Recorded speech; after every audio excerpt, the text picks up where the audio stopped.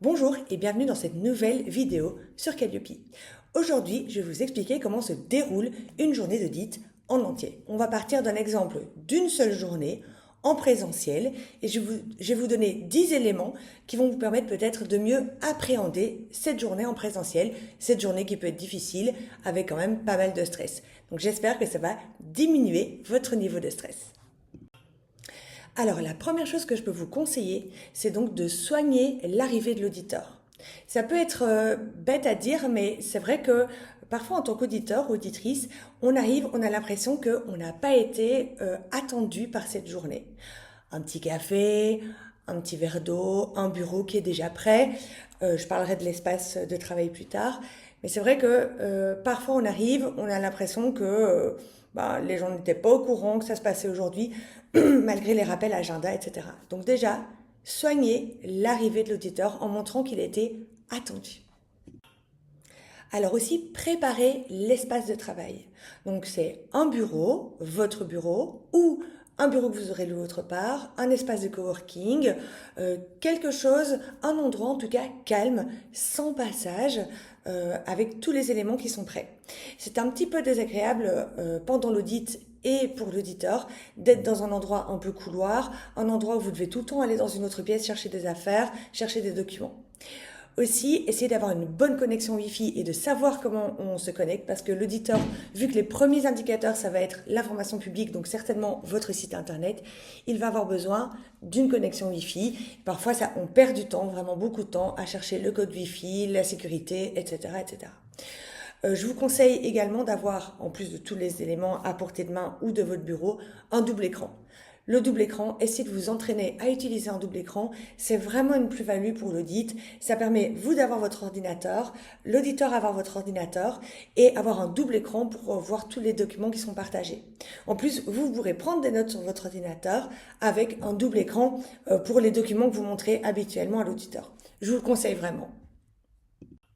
Ok, alors il est 9h05, vous avez accueilli l'auditeur, vous lui avez proposé un petit café, une bouteille d'eau, vous avez préparé votre espace de travail au calme avec une connexion Wi-Fi, un double écran, sans passage. Maintenant, on va commencer la réunion d'ouverture. Tous les audits commencent toujours par une réunion d'ouverture. La réunion d'ouverture, c'est quoi? L'auditeur va se préparer, il va vous expliquer le périmètre de l'audit, comment ça va se passer, les indicateurs qu'on va avoir ensemble.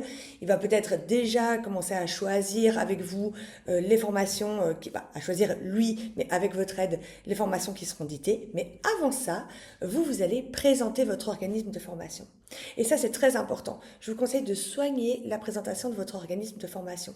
Un auditeur, ça voit plein d'organismes différents, sur plein de sujets, avec plein de fonctionnements différents.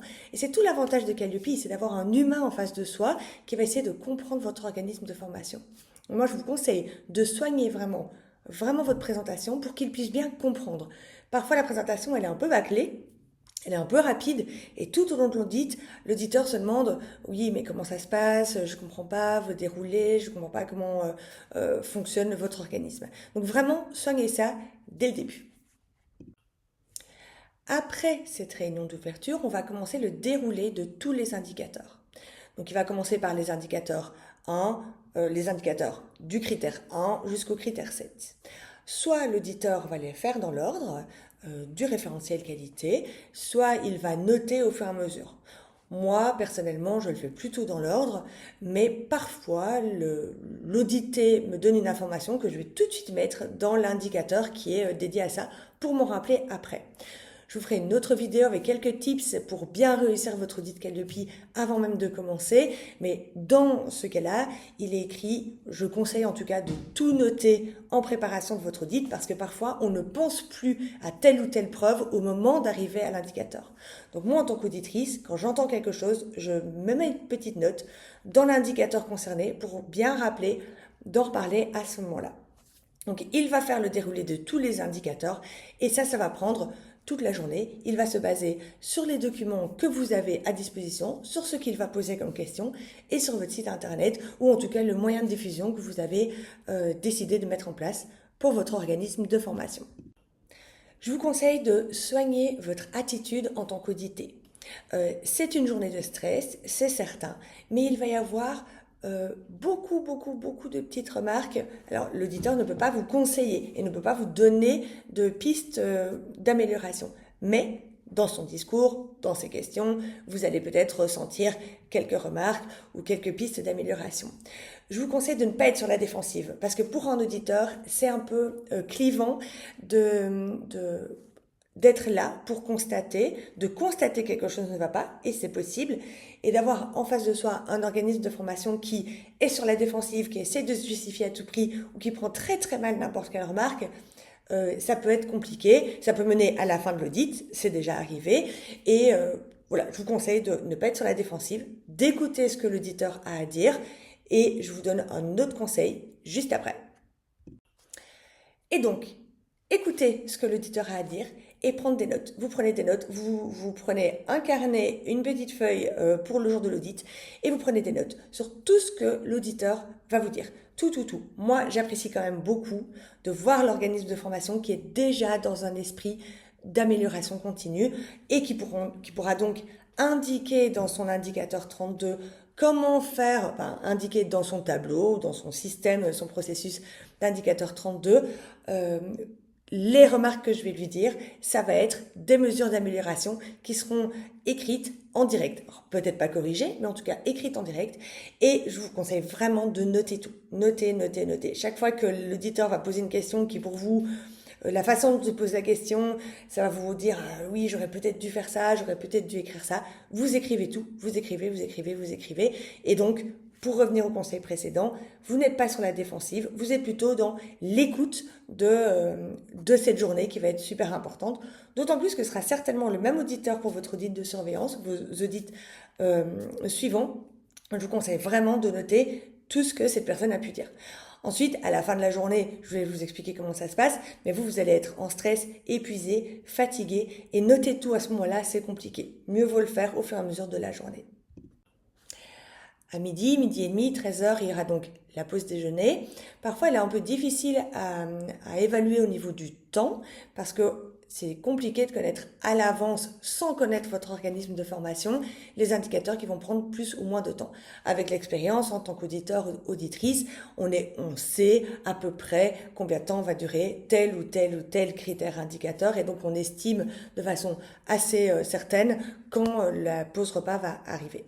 Alors moi, ce que je vous conseille, mais je vous dis ça à titre personnel en tant qu'auditrice, moi j'aime bien quand on peut me dire exactement où trouver de quoi manger, donc je vous conseille, comme quand vous faites une convocation auprès de vos stagiaires, de préparer la liste ou de connaître la liste des restaurants qu'il y a autour, surtout si vous avez loué un bureau en dehors de votre environnement professionnel habituel. Peut-être que vous ne connaissez pas où il y a un café, où il y a un restaurant, où il y a un petit magasin pour aller chercher de quoi manger.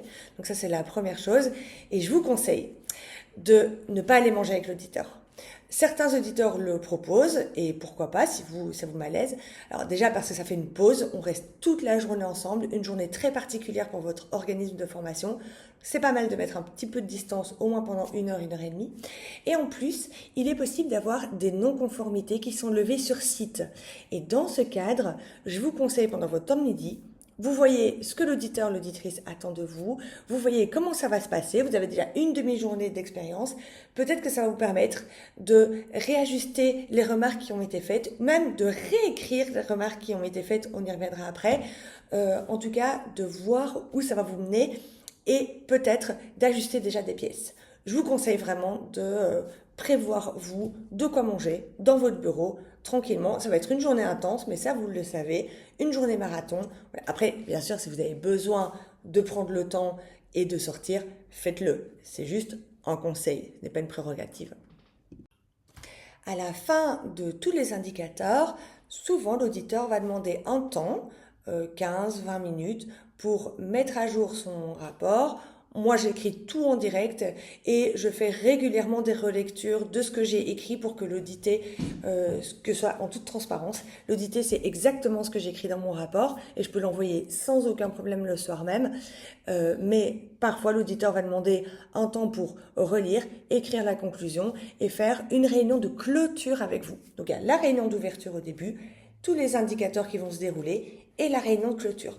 C'est-à-dire que dès la fin de la journée, vous saurez si vous avez des non-conformités mineures ou major. Vous pourrez ensuite, auprès du certificateur, faire une réclamation si vraiment vous n'êtes pas d'accord, mais le plus simple, c'est d'en parler directement avec l'auditeur. Je ne suis pas d'accord pour ceci, je ne suis pas d'accord pour cela, ou oui, tout à fait, parce que je viens de vous dire, donc de ne pas être sur la défensive, oui, voilà, j'ai pas présenté cette preuve-là. Rappelons que tous les indicateurs doivent avoir une preuve écrite. Donc même si vous avez fait la réunion à l'oral, c'est super, mais ça ne fait pas une preuve et donc il faudra la corriger. Oui, ok, je suis d'accord. Et vous devrez signer le rapport de fin en tout cas une page de rapport de fin d'audit avec le nombre de conformités qui sont indiquées dessus. À la fin, après la journée, l'auditeur va envoyer son rapport au certificateur, donc la personne, l'organisme avec qui vous avez un devis et un contrat pour obtenir votre certification Calliope. Et après, vous recevrez votre certification, vos certificats à mettre sur votre site internet si vous n'avez pas de non-conformité. Si vous avez des non-conformités, vous aurez 30 ou 60 jours pour corriger selon si elles sont mineures, majeures, selon les règles du certificateur. Parfois, le certificateur, même si les non-conformités mineures, vous pouvez donner un plan d'action dans les 90 jours, certains certificateurs vous conseillent de le faire avant, au bout de 60 jours, pour avoir le temps de corriger et de réajuster. Ensuite, vous aurez votre certificat. Si vous n'avez pas de non-conformité, ça dépend du certificateur, mais en règle générale, au bout de 7 jours, vous aurez votre certificat qui sera daté de votre jour d'audit. Et enfin, je vous conseille de soigner directement, de penser en tout cas directement à votre audit de surveillance. Parce qu'une fois que votre audit initial est fait, à partir de là, tous vos dossiers doivent être nickel, nickel, nickel. Donc dès le début, vous avez noté tout ce que l'auditeur a dit, vous avez mis votre tableau d'amélioration continue en ordre avec tous les process qui, selon vous, pourront être améliorés. Et je vous conseille de les mettre directement en application parce qu'à l'audit de surveillance, on va revoir, moi je relis toujours le rapport d'audit initial avant l'audit de surveillance pour pouvoir après voir si la personne a bien continuer ce process de qualité. Ça ne veut pas dire qu'il faut que ce soit les mêmes process. Vous pouvez dire, j'ai changé, au final, j'ai vu que le process que j'avais mis pendant l'audit initial, ça ne fonctionne pas très bien, mais l'objectif est le même. Je suis bien en train de valider les acquis de formation, mais j'ai choisi une autre manière parce que j'ai trouvé que c'était plus adapté à mon organisme de formation. Un organisme de formation, ce n'est pas figé, et une fois que vous avez fait l'audit, ce n'est pas figé. Mais tous vos dossiers doivent être maintenant de grande qualité. En tout cas, ils sont tous sous l'aval de la certification Calliope. J'espère que cette vidéo vous a aidé à mieux appréhender cette journée difficile. N'hésitez pas à lire en entier l'article qui est sur mon blog et à suivre la formation ou à nous demander conseil et nous reviendrons vers vous. Merci.